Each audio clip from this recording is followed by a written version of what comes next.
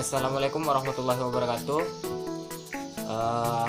Kami dari kelompok 6 yang beranggotakan 5 orang mahasiswa dari kelas 2B Agroteknologi, Fakultas Pertanian Universitas Cokro Aminoto Palopo. Baik, pada video kali ini kami akan mempresentasikan sebuah materi yang berjudul Negara Hukum dan Hak Asasi Manusia. Jadi sebelumnya saya perkenalkan dulu anggota kelompok kami. Jadi yang pertama saya sendiri, saya atas nama Muhammad Heril dengan NIM 20024061155. Yang kedua ada Kurnia Rahayu. Yang kedua ada Heri Irawan. Dan ada Nuriana, dan yang terakhir ada Muhammad Ikram Jopi. Jadi langsung saja kepada pemateri pertama atau poin pertama yang akan dijelaskan oleh saudara Muhammad Ikram Jopi. Baik, saya sebagai pembawa materi pertama membawakan materi bagian A, yakni penjelasan dari hak asasi manusia. Mulai lahir, manusia telah mempunyai hak asasi di mana secara kodrat hak asasi manusia sudah melekat dalam diri manusia dan tak ada satupun orang yang berhak mengganggu gugat, karena hak asasi manusia bagian dari anugerah Tuhan. Itulah keyakinan yang dimiliki oleh manusia yang sadar bahwa kita semua makhluk ciptaan Tuhan yang memiliki derajat yang sama dengan manusia lainnya, sehingga mesti berhak bebas dan memiliki martabat serta hak-hak secara sama. Baik, dalam sudut pandang lain, hak asasi manusia yang disingkat dengan HAM adalah hak-hak dasar yang dimiliki oleh setiap manusia yang melekat sejak lahir sebagai anugerah Tuhan yang Maha Esa. Jadi, hak asasi manusia tidak bersumber dari negara ataupun hukum, tetapi dari Tuhan sebagai pencipta alam semesta, sehingga hak asasi manusia harus dipenuhi dan tidak dapat diabaikan. Baik, di dalam Undang-Undang Nomor 39 Tahun 1999 dinyatakan bahwa hak asasi manusia adalah seperangkat hak yang melekat pada hakikat dan keberadaan manusia sebagai makhluk Tuhan yang Maha Esa dan merupakan anugerahnya yang wajib dihormati, dijunjung tinggi dan dilindungi oleh negara hukum, pemerintah, setiap orang demi kehormatan serta perlindungan harkat dan martabat manusia. Dengan demikian, dapat dikatakan bahwa konsep HAM atau hak asasi manusia itu mengandung ciri-ciri sebagai berikut. Yang pertama yakni HAM tidak perlu diberikan, dibeli, diwarisi, karena HAM adalah bagian dari manusia secara otomatis sejak ia dilahirkan. Kedua, HAM berlaku untuk semua orang tanpa memandang jenis kelamin, ras, agama, etnis, pandangan politik, atau asal-usul sosial dan bangsa. HAM adalah universal. 3.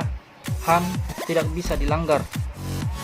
Orang yang mempunyai HAM, walaupun sebuah negara membuat hukum yang tidak melindungi atau melanggarnya. Demikian dari saya. Baik, lanjut di poin yang kedua, yaitu sejarah perkembangan hak asasi manusia. Nah, pengakuan terhadap HAM itu mulanya dianjurkan oleh agama Islam, sebab di dalam kitab suci Al-Quran diakui adanya HAM, antara lain yang pertama persamaan derajat manusia, yang kedua jaminan atas hak milik, yang terakhir yaitu jaminan atas hak hidup. Jadi itu secara pengakuan yang diberikan pertama kali mengenai HAM yang berasal dari agama Islam. Nah, lanjut di negara barat, pengakuan terhadap HAM diawali dengan adanya Magna Carta yang berisi yang pertama, raja tidak boleh memungut atau mengadakan pajak kalau tidak dengan izin para dewan penasihat raja. Nah, yang kedua, orang tidak boleh ditangkap, dipenjara, disiksa, dan diasingkan atau disita miliknya tanpa cukup alasan.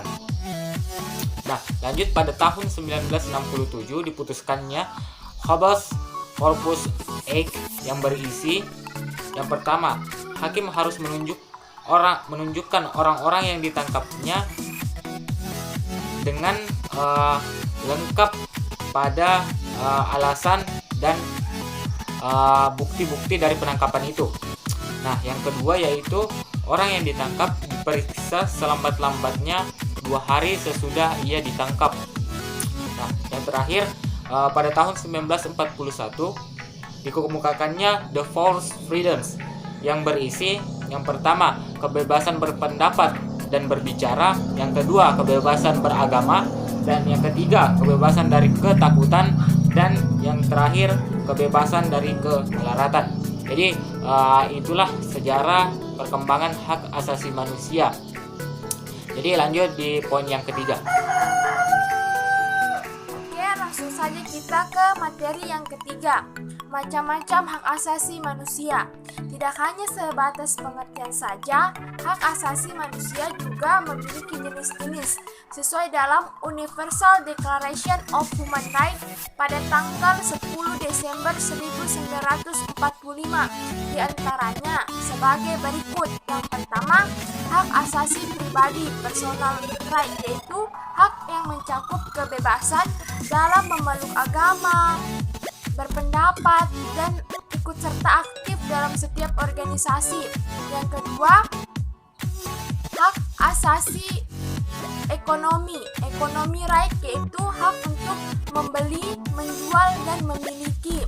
Yang ketiga, hak asasi political right, yaitu hak untuk aktif dalam pemerintahan, termasuk hak untuk dipilih dan memilih. Yang keempat, legal equality of human right, yaitu hak untuk mendapatkan perlakuan yang sama dalam hukum dan pemerintahan. Yang kelima, judicature and custody right, yaitu hak untuk mendapatkan peradilan dan perlindungan. Yang keenam, education of right, yaitu hak untuk mendapatkan pendidikan.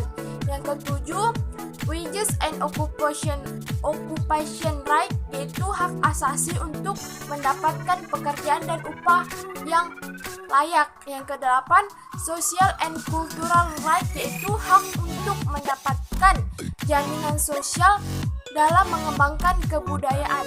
Saya akan melanjutkan materi yang disampaikan oleh teman saya. Materi yang akan saya sampaikan mengenai asas-asas hak asasi manusia. Asas-asas hak asasi manusia dibagi menjadi 5. Yang pertama, asas kemelekatan.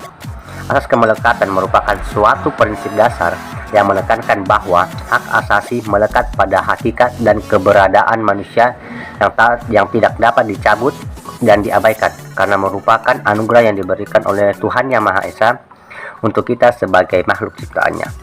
Yang kedua, asas kesetaraan menjelaskan bahwa setiap manusia memiliki hak, maka setiap manusia memiliki kedudukan yang sama atau sederajat dengan manusia lainnya.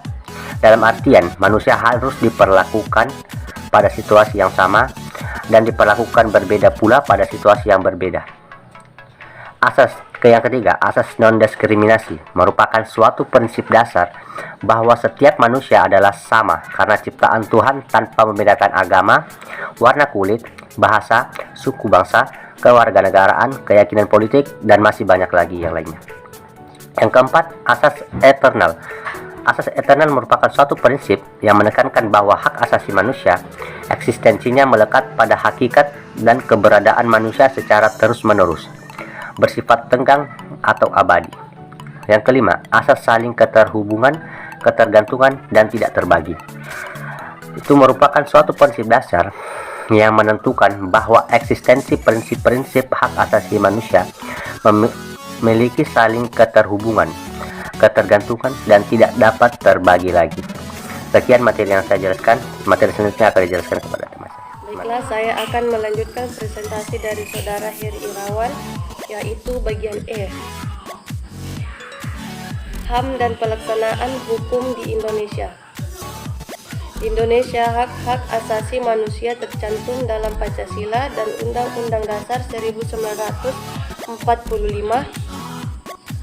Dalam Pancasila, HAM dijelaskan secara filosofis dan kejiwaan yang mengandung makna yang sangat dalam. Misalnya, pada butir pertama, sila pertama, percaya dan takwa kepada Tuhan Yang Maha Esa dengan agama dan kepercayaannya masing-masing, menurut dasar kemanusiaan yang adil dan beradab. Pengakuan HAM dan tercantum dalam pembukaan Undang-Undang Dasar 1945, negara Indonesia adalah negara hukum yang memandang serius terhadap kepentingan HAM agar menjadi hal yang patut dipertimbangkan warga negara Indonesia dan tidak diajukan bahkan dianggap sepele. Maka di bawah ini Undang-Undang Dasar yang memuat permasalahan HAM antara lain: 1. Pembukaan Undang-Undang Dasar 1945 alinea pertama. 2. Pembukaan Undang-Undang Dasar 1945 alinea keempat. 3. Ketetapan MPR nomor 17/MPR/1998. 4. Undang-Undang nomor 39 tahun 1999. Pengadilan HAM adalah upaya memberikan jaminan HAM di Indonesia, maka dibentuklah 1. Komnas HAM. 2. Pengadilan HAM. HAM di Indonesia didasarkan pada Konstitusi NKRI. Oleh karena itu, penegakan hukum dan HAM harus dilaksanakan secara tegas, tidak diskriminatif dan konsisten. Adapun kegiatan-kegiatan yang dapat dilakukan dalam program penegakan HAM yakni 1. Penguatan upaya-upaya pemberantasan korupsi melalui pelaksanaan rencana Aksi Nasional Pemberantasan Korupsi tahun 2004 sampai 2009. 2. Pelaksanaan rencana Aksi Nasional Hak Asasi Manusia tahun 2004 sampai 2009 sebagai gerakan nasional. Peningkatan penegakan hukum terhadap pemberantasan tindak pidana terorisme dan penyalahgunaan narkotika serta obat berbahaya lainnya. 4.